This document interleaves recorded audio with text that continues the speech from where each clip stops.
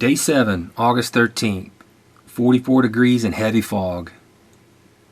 This bull was a gift from nature. Well, interesting development. Caribou just crossed right into camp. And I just shot it. Chachi and I are going to go make sure it's down. Hey, stay. And it is so foggy. Stay. Not only had I given up on a harvest, but I'd also already called the pilot for a pickup and only had about 4 or 5 hours before he'd arrived to fetch us. And I should point out that this animal swam across federal land and then died on state land, well below mean high water mark. So had I shot this bull in the closed areas of Game Management Unit 23, this would still be a legal harvest.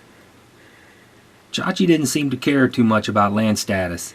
As far as she was concerned, this was her caribou and gets right to work. Well, this is why it shows to be patient. I let the game play out, and I was willing to accept failure as a complete success. And now I've got some fantastic meat to eat. In Alaska, a hunter's first task once an animal is down is to punch their harvest ticket to legalize the catch. August 13th. It's official. Let's go skin it. I couldn't have been happier with this bull. Caribou have so much unique character that each animal offers something new to appreciate about this species. Before I make the first cut, I prefer to lay out my kill kit onto a tarp so tools and such remain clean and visible. This will also be a staging area for my meat as I remove it from the carcass. Traditional hunters typically prefer a knife to skin big game, but I've grown fond of a scalpel with a number 70 taxidermy blade with a rolled tip.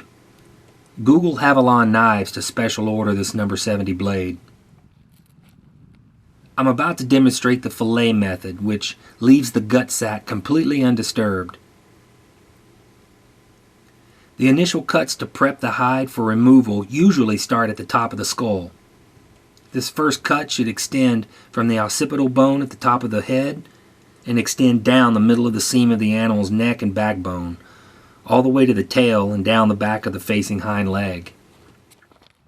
To make smooth, clean cuts to the hide, make sure the blade's cutting edge is underneath the skin and above the meat surface, so you'll actually be cutting the hide from beneath the hair, which reduces the amount of hair and cross-contaminants left on the meat surface once the hide is removed.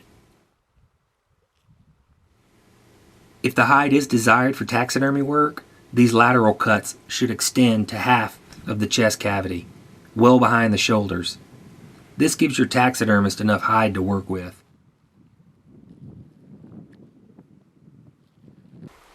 The goal is to remove the hide to access the meat, obviously, and to minimize the number of cuts I need, I like to pull the hide and stretch it with my hands to pull it off the carcass as much as possible. This technique reduces trim waste and is pretty easy along the back and sides of the animals. While I'm working on finalizing all the prep cuts to free the hide, I leave the hide in place after separating it from the carcass, simply to keep sand from being kicked up and deposited on the meat by wind or my clumsy efforts. The facing legs need a circular cut just below the knee joint, and this incision extends up the back of each leg to join the other cuts already made to the underbelly. Once these cuts are made, I leave the hide covering the meat and return to the head to free the hide around the neck. This cut is avoided if you're going to use the hide for taxidermy purposes. Make the cut from the top of the skull down the jawline behind the ear, and this facilitates full exposure of the neck muscles without having the hide bunch up around the throat and hindering meat salvage.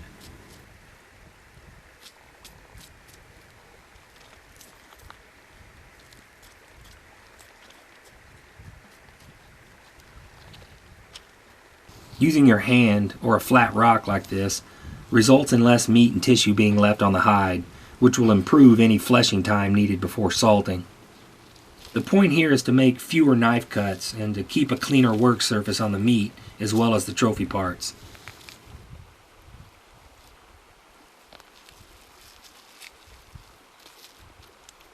I carefully remove the lower leg by disarticulating the knee joints. This animal has just swam a river and gotten dropped onto a sandbar, so its hide is fairly well coated with grit, and I don't want any of that on my food. Great care must be taken to avoid accidental contamination at every stage of initial meat handling. You see, with this approach, you have full access to the neck.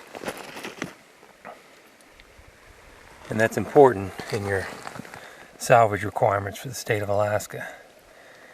And then you can see that more than half of the animal exposed. A little bit of fat on his seam, the brisket seam. He's not a very fat bull so far. He looks pretty lean. Except for that swollen joint, abscess, or whatever it is. He's pretty healthy. See how the fat on his back looks. The front shoulder is easy to remove because it's held in place only by muscle and soft tissue. Take your time to visualize how muscles are attached and interconnected. When you're making cuts, aim for that white seam that joins various muscle groups. You'll end up with cleaner meat that makes it easier to keep and to help more clearly identify which meat came from where. This will be very important if I'm checked by a wildlife conservation officer who needs to ensure all edible meat was salvaged.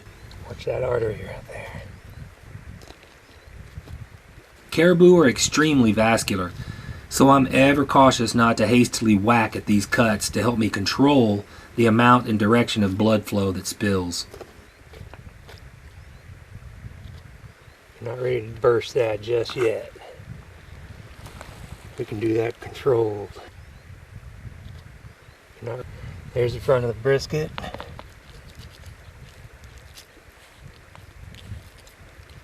Follow that down to the bone. There's another artery right there on that facing side. Try not to hit those major vessels.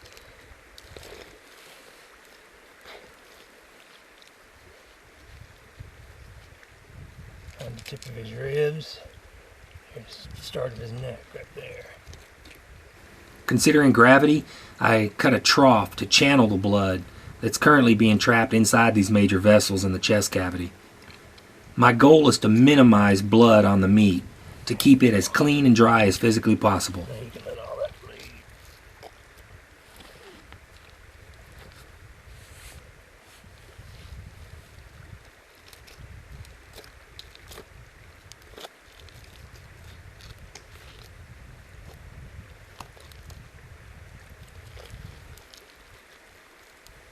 Remove all fat and vessels once they've been thoroughly drained of blood.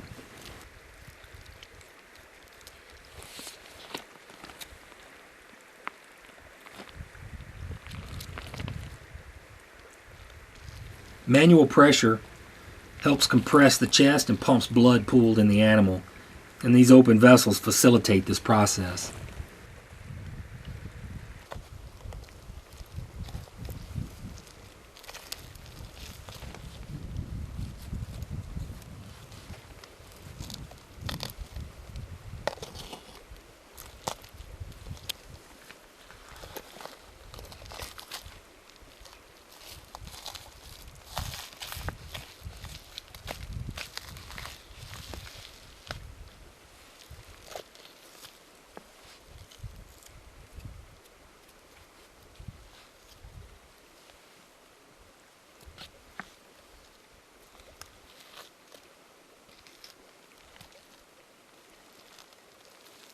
To remove the front legs, detach the muscle group of the flank, staying as close as possible to these white seams to avoid waste. You'll feel the leg release once the proper attachments have been freed.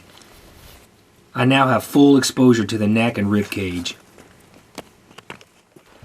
And that's his bones, that's his skull structure right there.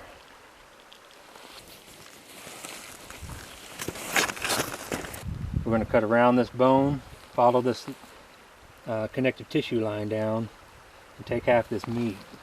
Most failure to salvage violations involve hunters who fail to remove all neck meat.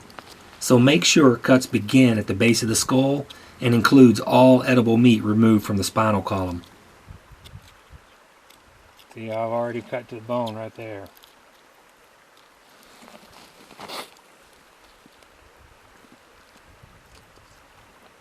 That's the line we've deemed the middle, and there should be a nice piece of connective tissue right there. Let you know you're in the right spot. And then you just hug this bone all the way down.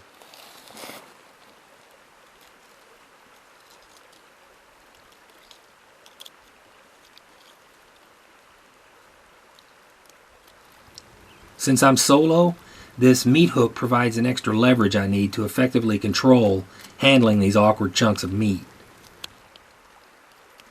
The spinal column has vertebral collars that stick out like little bumps and ridges that make removal of all the neck a little tricky.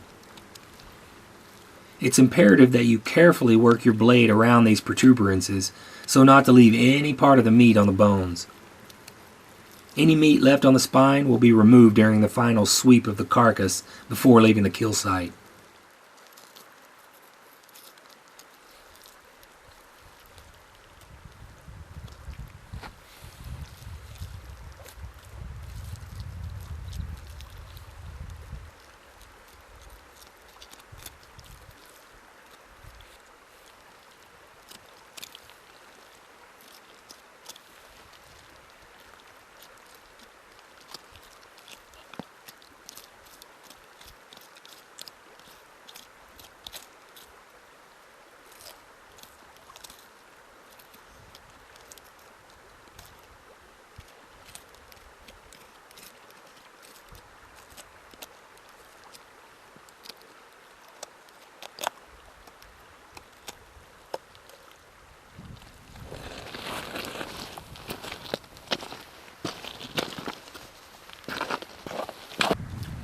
To remove the brisket, just fillet it off the bone in one large section.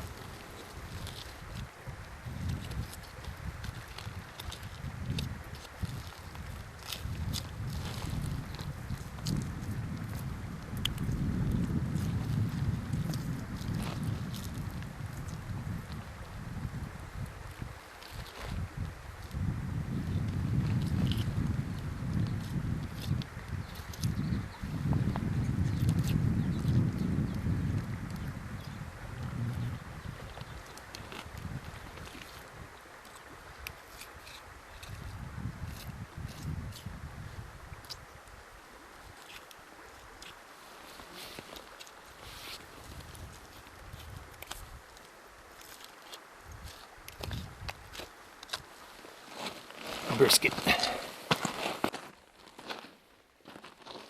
Some experts might take exception to my advice of leaving the hide on the hindquarters this long, on the basis that it traps heat in the leg muscles. I chose to do it this way to prevent grit and soil from reaching these best cuts of meat. I can deal with the temperature variables once my clean meat rests off the carcass.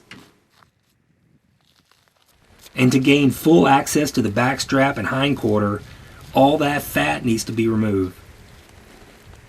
Some traditional hunters keep this fat for flavor and sustenance, but backcountry hunters have learned how quickly fat spoils in a warm environment. Fat should be removed from all meat if your field stay is expected to be longer than a few days, tops.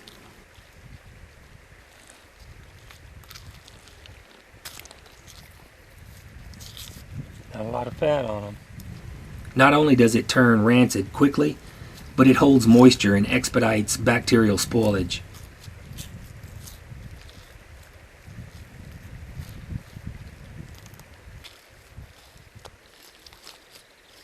It's pretty thick back there. It's pretty healthy. I mean, that's quite a bit of fat, but I've seen thicker. That's not bad, not bad.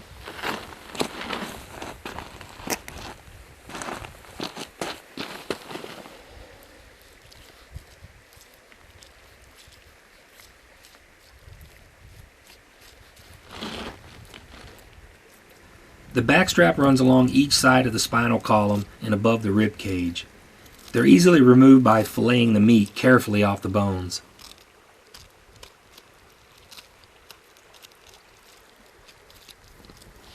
To free it from the top of the pelvis, I make an incision around the crest of this girdle. This is where the hindquarter and backstrap attaches, around the pelvis.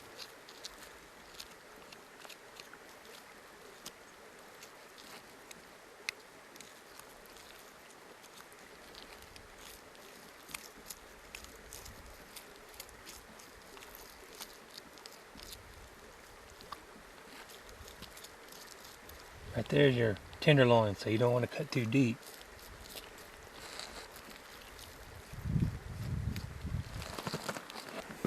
So right now you got your brisket, most of the neck meat, and front shoulder, and backstrap. We're going to let those chill since it's not raining and there's no bugs out yet.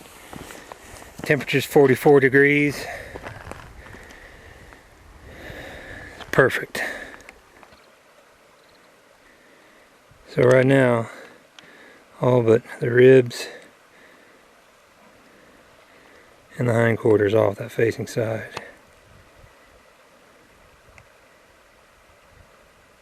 I think I'll work this leg. Off the critical parts back here, and then turn him over on his side so I can get underneath him. To remove the hindquarter, fillet the meat off the pelvis all the way around and through the femur joint.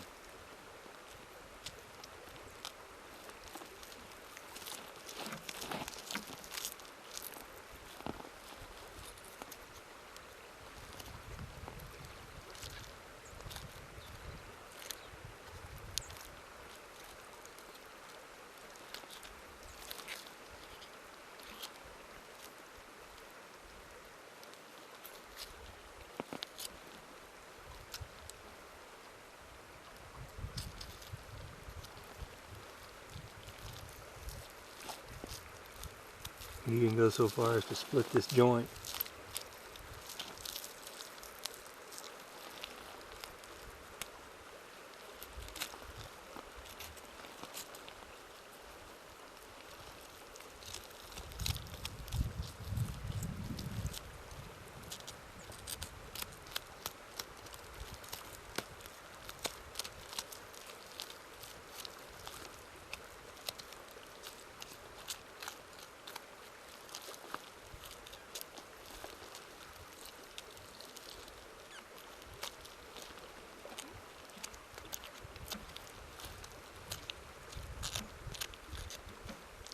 Be very careful with your knife blade once you reach the area forward of the joint and near the gut.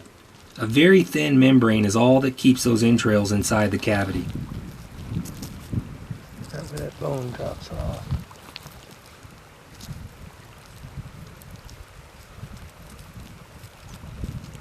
It's a tough membrane. It's the only thing separating you from that gut sac. Put that there for now. Before I make a mess. Turn him over.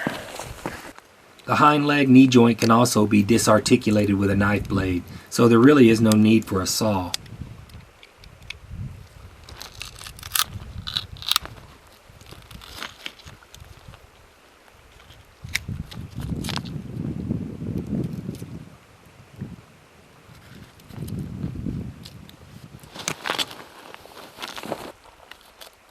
And because I'm alone, I rely on leverage to help facilitate removal of these hind legs. This kayak paddle works perfectly to allow both hands on the task.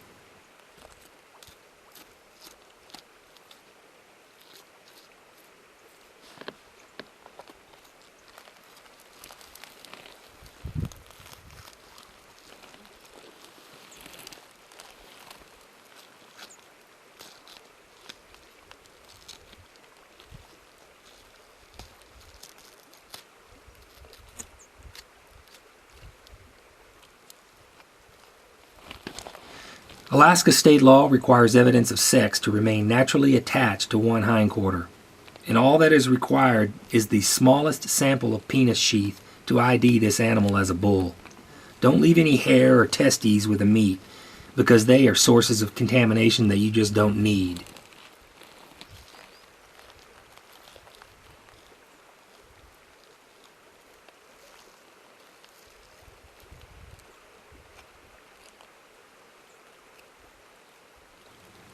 You know you've done a great job when there is very little meat left on the pelvis. Very little blood spilled, and the entrails and body fluids are still inside the belly.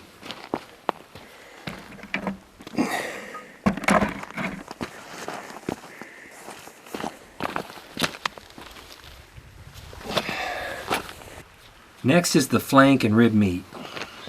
You'll notice how thin the meat is nearest the belly, and I take all of it by using those white connective seams for guidance.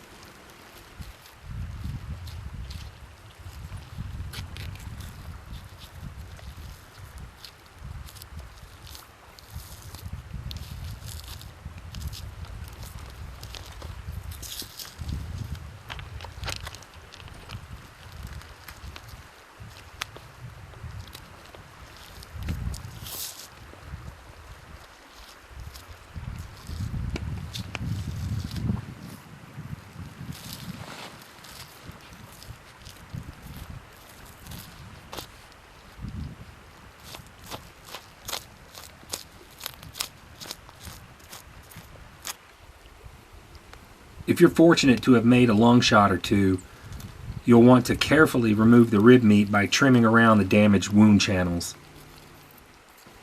If I were hunting in neighboring Game Management Unit 23, these ribs must stay on the bone, but since I'm in 26A, I can legally debone it. I'm doing so now because Chachi's going to be eating it for the next few days.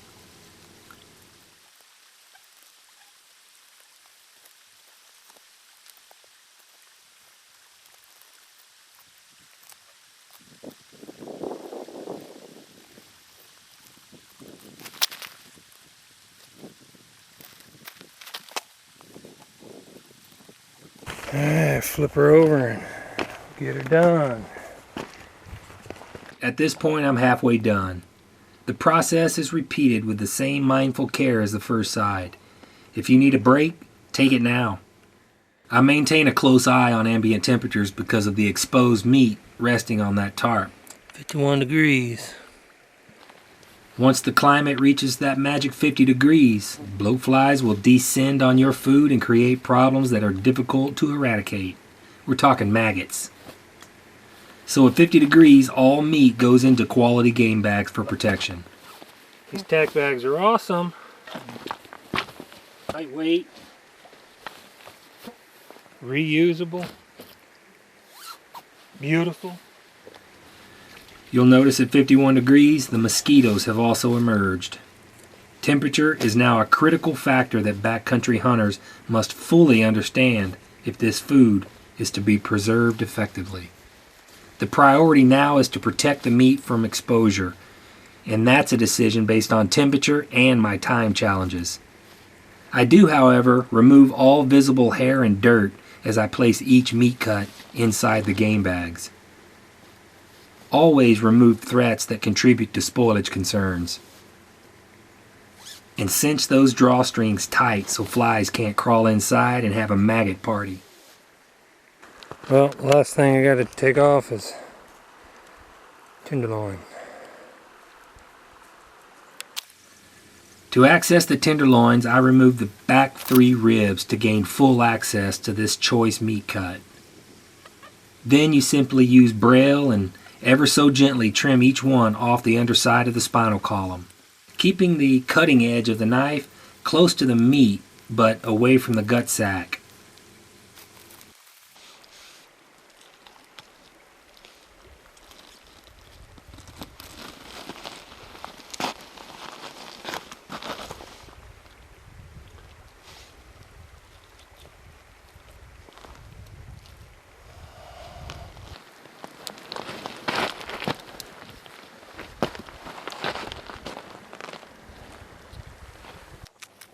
If you're a hunter who keeps the heart and liver, remove it with caution to avoid puncturing that gut sac. You should also be aware that organ meat spoils quickly, so if your field stay is expected to be more than a couple of days, I'd strongly suggest leaving it behind or eating it sooner.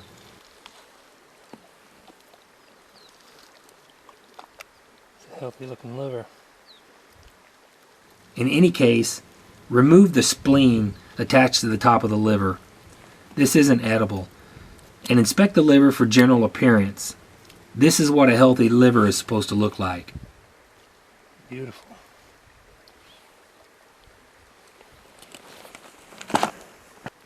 Some hunters like heart meat. I'm not one of those guys, especially after it's dropped on the ground or has stomach contents all over it. Nonetheless, if you keep it, squeeze all the blood out of it with manual compression and store these organs in a separate bag and treat them diligently like you would the tenderloins and back straps.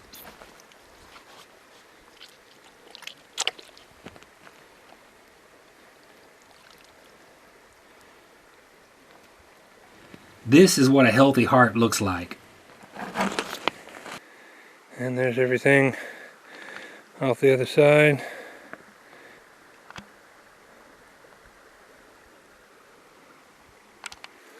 I have all my meat in tag bags.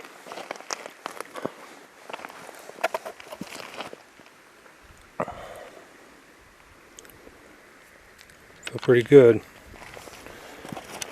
Good day's work. The last step for me is tool cleanup, which means soaking that tarp in the river to clean it, as well as scrubbing my hands and face to ensure all site contaminants are left at the carcass. I estimated the initial weight of meat removed from this animal to be about 124 pounds, with leg bones intact. This animal represents a healthy Western Arctic caribou. This knot on the caribou's leg is actually more significant than I initially thought. Originally I thought it was just a cyst, but Alaska Department of Fish and Game viewed this footage and they suspected that this animal had brucellosis, which approximately 80% of the animals in the Western Arctic herd have this bacteria. It is a highly contagious bacteria that can cause illness in humans and dogs. So all meat should be thoroughly cooked and good hand washing technique should be exercised. Both Chachi and I ate the meat from this caribou while we were in the field, and neither of us have had any symptoms, but you definitely need to pay attention to this disease and learn more about it. So visit Alaska Department of Fish and Game for more information on parasites and diseases found in big game animals.